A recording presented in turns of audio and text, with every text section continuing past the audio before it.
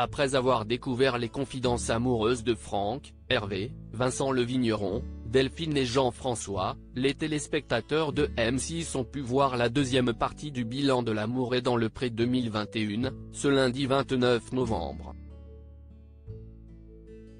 CST Vincent le Provençal qui a ouvert le bal de cette nouvelle émission et il avait une bonne nouvelle à annoncer.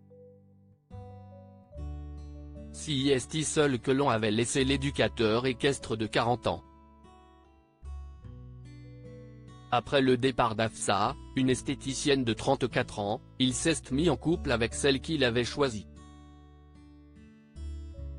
À savoir Natacha, une téléconseillère à la caisse primaire d'assurance maladie de 26 ans, qu'il avait séduit avec sa joie de vivre et sa fraîcheur. Mais, lors de sa venue chez la brunette, il s'était rendu compte qu'ils ne pourraient construire un avenir ensemble. Au fur et à mesure, je voyais des choses me disant que ce n'était pas quelqu'un qui était fait pour être à côté de moi. Je pense que ça a dû la peiner. Mais je ne m'inquiète pas du tout pour Afsa et elles trouveront, a-t-il confié à la présentatrice de 53 ans. Peut-être arrivera-t-il à se projeter avec sa nouvelle compagne. Car oui, il n'est plus un cœur à prendre.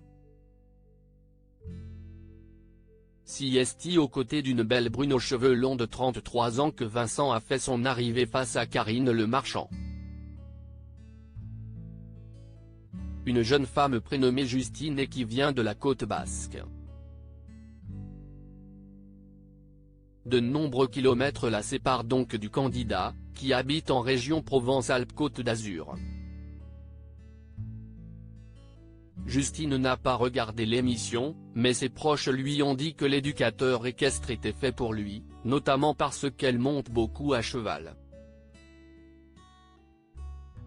Elle a fini par le suivre sur Instagram et a fait une belle découverte.